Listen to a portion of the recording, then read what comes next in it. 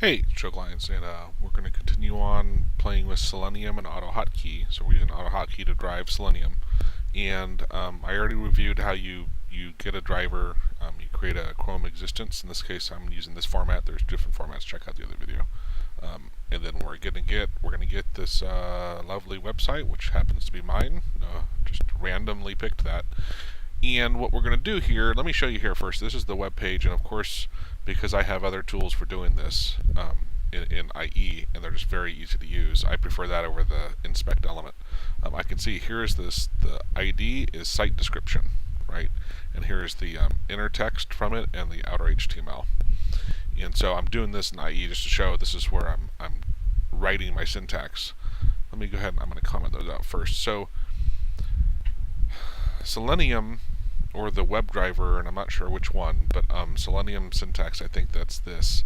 They have find element by ID. So instead of get element by ID, it's find element by ID. And in this case, it's going to get the IDs, of course, are unique, so it's going to get that. And here you have to, in the way we're used to doing things, you wouldn't have attribute here. And we tell it what we want to get, what attribute we want to get. We want to get the inner text.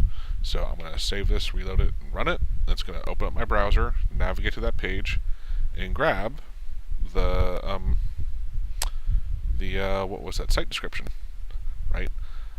So that was how I grabbed it. Now, if you don't like using these find element by ID type things, where the find, it's just different, and who wants to learn a whole different process for it, you can use another approach, which is, I believe, injecting JavaScript, and that's what this execute script here is. I think it's injecting JavaScript to the browser, and we're gonna. This should look familiar to you in the structure of it.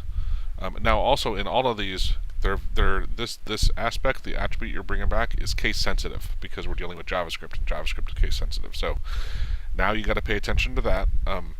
And here, because I'm returning this, if I was setting the value, I would not have this return in here. But because I'm going to bring that back, I'm getting the value and want to return it back to me, you would have that. Let me go ahead and uncomment this one. So we'll get first the inner text using this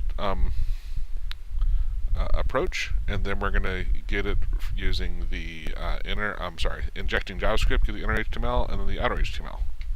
So, did I save that? Yeah, I did. Alright, so it launches it. Here is the first approach, right, where we're getting the inner text. Next one, same thing, inner text, and the next one is the outer HTML.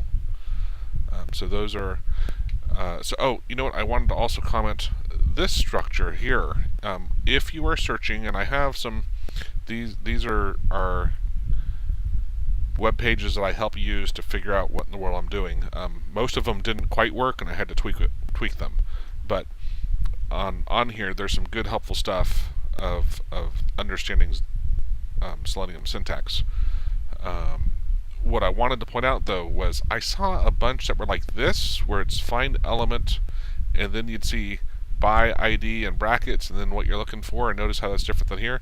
This is apparently the Java implementation of Selenium, the syntax for when you're using Java bindings. We are using the Visual Basic or .NET approach, and so that's when you got to use this structure. So if you're searching and you find syntax and you see this, make sure you adapt it to ours, because this will not work with the AutoHotkey version. And it was a lot of fun figuring that out. I thought it maybe was an earlier version. I tried a lot of different things, and I finally posted a Stack Overflow, and somebody answered it for me that is the Java format form. So that's it. So that's how we're going to get them. In the next, we're going to come back here and do some setting of stuff. Thanks.